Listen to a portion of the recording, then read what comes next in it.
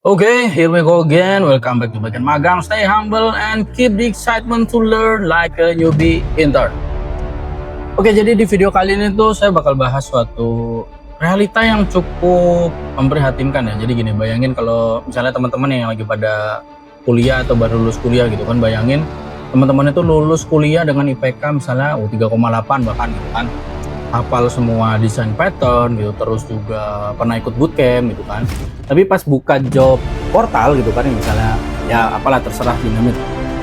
Di situ tiba-tiba ya surprise, semua lowongannya nulis butuh pengalaman 3 sampai 5 tahun pengalaman. Nah, terus 3 tahun itu dapetnya dari mana gitu kan, kalau semua pintunya udah ditutup gitu loh. Ya, it feels like ya to get a job you need experience. But to get the experience, you need a job. Ya ini udah klasik chicken egg problem lah kan. Ya mirip-mirip kayak apa ya, kayak di warteg gitu. Kita misalnya mau ngutang tuh harus sering makan di situ. Tapi kalau kita mau sering makan ya harus boleh ngutang dulu kan. Muter-muter aja terus seperti itu. Jadi gimana pembahasannya? Biar gak banyak cincong, langsung aja let's get it on. Please like, share, comment, and subscribe.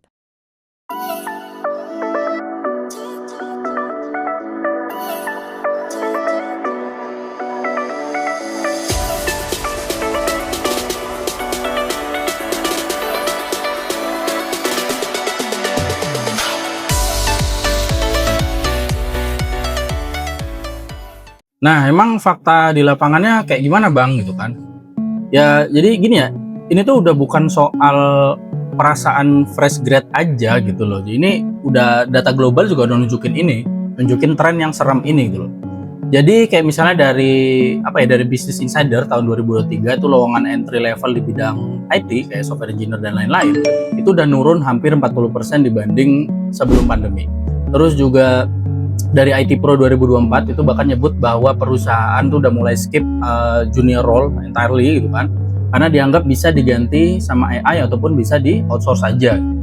Dan kalau dari CEO-nya AWS gitu kan, itu dia berkomentar keras. Jadi kayak katanya kalau menghapus junior dari dari ekosistem pengembangan IT gitu kan, itu tuh udah salah kaprah gitu loh. Kenapa? Karena tanpa pipeline fresh talent gitu kan, itu industri bakal kolaps dalam 5-10 tahun ke depan. Kira-kira ya seperti itu. Jadi kalau sekarang ngerasa lowongan buat junior tuh kayak langka, ya you are right gitu loh. Itu udah bukan halu lagi, itu udah realita. Jadi kayak jobnya itu udah makin lama makin mirip sama tiket konser Coldplay lah, yang selalu habis bahkan sebelum kita buka browser. Kira-kira seperti itu. Ya sekarang kita ngomongin hal yang udah beyond tech lah gitu, karena ini udah bukan sekedar soal ngoding aja gitu loh. Jadi udah ada dampak sosial yang lebih gede gitu. Karena gini ya, tadi kan fresh grad udah makin susah masuk gitu kan, terus juga ya intinya tuh artinya general inequality-nya tuh udah makin melebar lah. Terus juga gap antara senior dan junior tuh udah makin melebar, yang dimana yang senior tuh bisa jadi makin mahal, atau paling enggak ya standar bayarannya masih bisa bertahan gitu kan, tapi yang junior makin hilang. Nah, kalau pola ini tuh dilanjut gitu ya bisa timbul istilahnya tuh elitisme lah di dunia tech ini gitu. Jadi kayak cuma yang ada privilege tertentu aja yang bisa masuk, kayak misalnya udah ada koneksinya gitu kan, udah ikut bootcamp yang mahal gitu kan, terus udah pernah bertahan dengan internship unpaid yang lama gitu kan. Nah, kalau ini dibiarkan ya, kalau dari perspektif saya sendiri, industri tech ini bisa jadi kayak klub eksklusif gitu loh. Masuknya tuh kayak harus ada member tat khusus gitu. Bayangin aja, dunia software engineering ini malah jadi kayak cafe eksklusif gitu, yang misalnya kita mau masuk nanti dicegah sama satpamnya, dibilang ya maaf ya, yang bisa nongkrong di sini tuh cuma yang udah nongkrong 3 tahun lebih. Bisa jadi kayak gitu nantinya gitu loh. Nah, jadi sekarang what can we do gitu kan? Ya pertanyaan tuh jadi seperti itu. Jadi kayak apa sih yang bisa kita lakukan gitu kan, baik sebagai engineer, hiring manager, bahkan dari perusahaannya sendiri, dari kampus ataupun bahkan dari mahasiswa gitu kan, teman-teman mahasiswa gitu.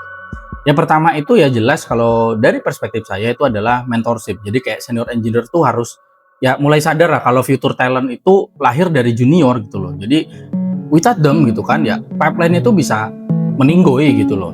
Ya kayak contohnya kayak saya kan, dengan konten-konten saya berusaha melakukan mentorship kepada teman-teman yang lagi belajar ataupun masih junior atau bahkan belum sampai ke tingkat junior. Terus juga kayak model internship gitu.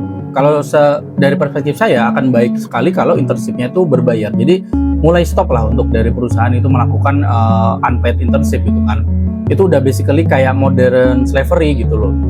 Kasihlah mereka tuh chance untuk mereka tuh bisa fails dengan safety gitu kan, sambil mereka tuh tetap bisa bertahan hidup, gampangannya seperti itu. Terus juga menurut saya ini sih yang paling penting ya, jadi kolaborasi kampus dengan industri, ini yang paling penting.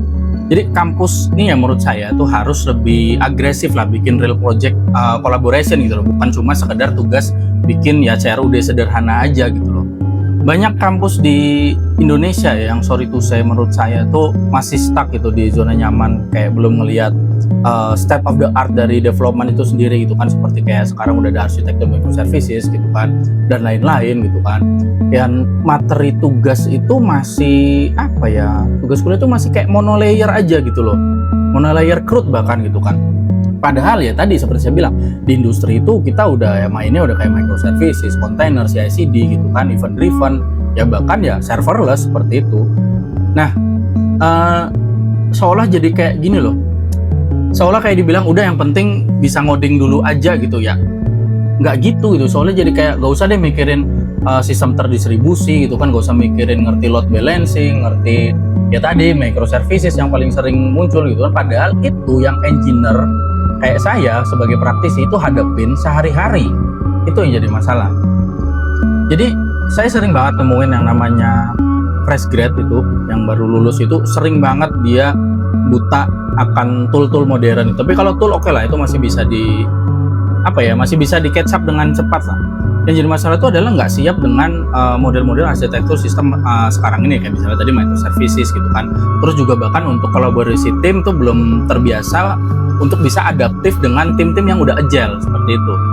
Dan itu tuh bikin proses onboarding ya di work environment itu benar-benar jadi agak berat dan ribet gitu loh. Dan bahkan gini loh, dari riset internasional sendiri ya itu udah nunjukin tentang memang ada mismatch besar ya antara kurikulum dari ya pendidikan gitu kan dan kebutuhan di industri gitu loh. Bahkan setelah meta-analisis dari ribuan data point di 12 negara, ditemukan gap signifikan nih antara apa yang fresh grad kuasai dengan apa nih yang benar-benar dibutuhkan di lapangan, seperti itu.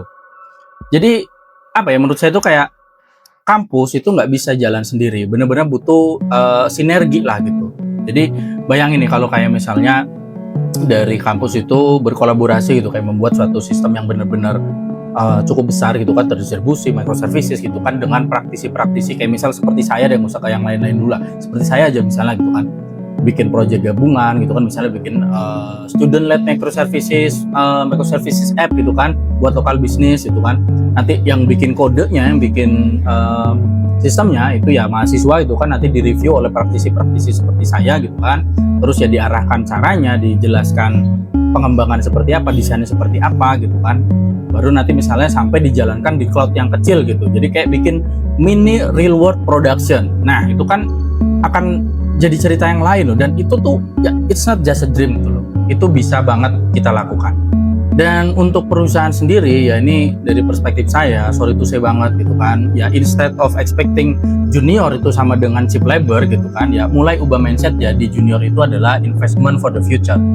Ya gimana ya, karena kalau kita hire fresh graduate gitu kan cuma buat bikin dokumentasi, ya jangan kaget kalau nanti ke depannya itu dia alih-alih jadi software engineer malah jadi content creator aja gitu.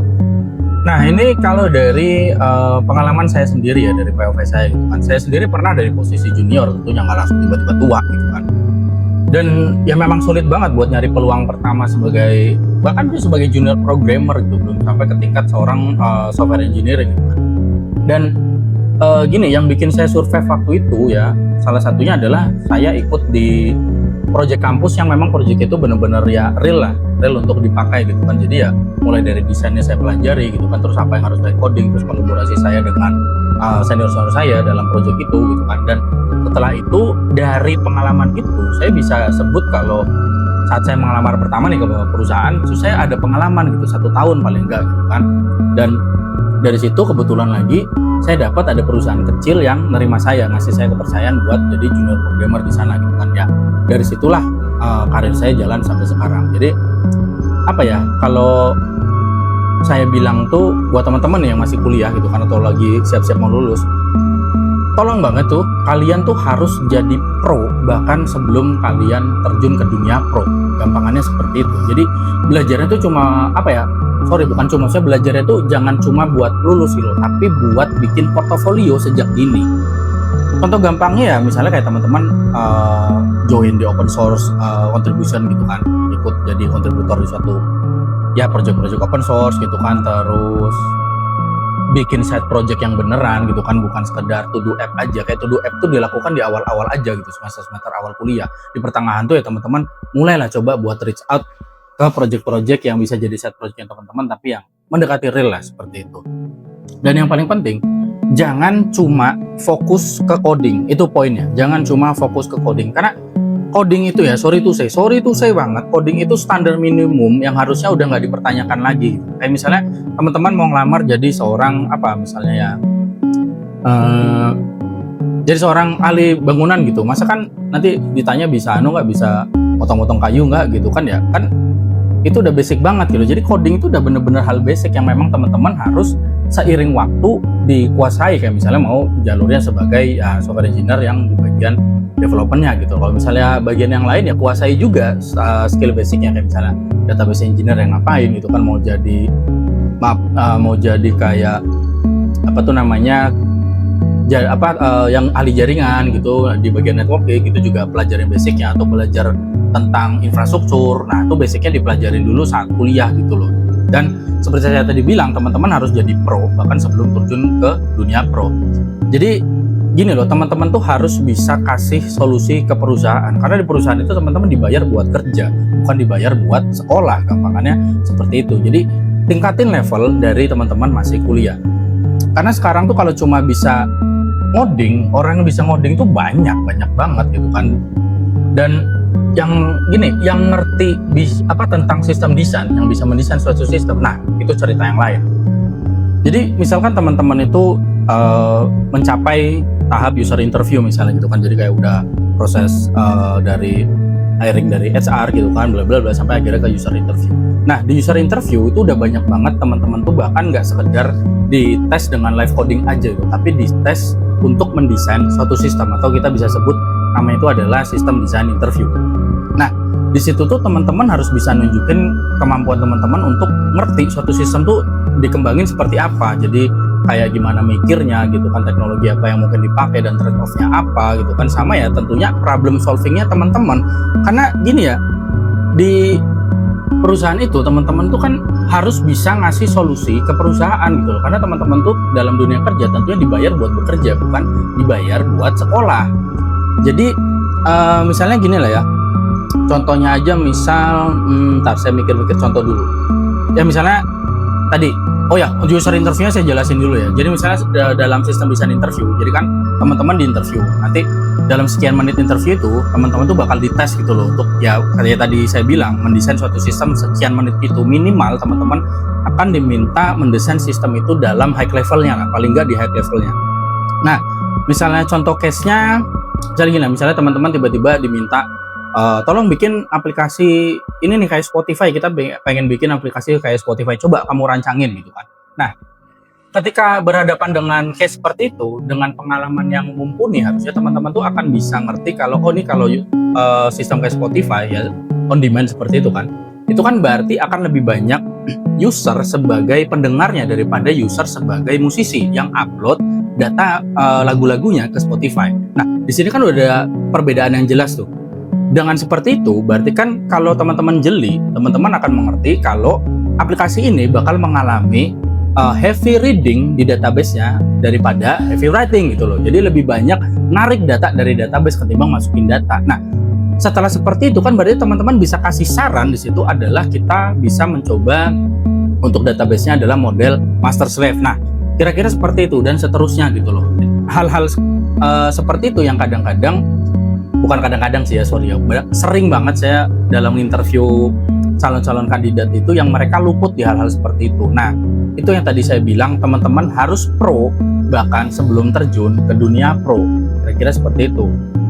Dan bahkan ya kalau dari pengalaman saya sendiri, kayak misalnya di perusahaan tempat saya bekerja sekarang, itu tuh udah nggak pakai dites coding lagi saya di secara live gitu. Saya langsung ditembak nih sama CEO-nya, itu saya diminta bikin desain dari idenya yang dia mau kembangin itu. Dia mau ngembangin aplikasi, ada idenya, dan saya ditanya, saya bisa nggak ngembangin ini mungkin nggak dicapai aplikasi seperti ini.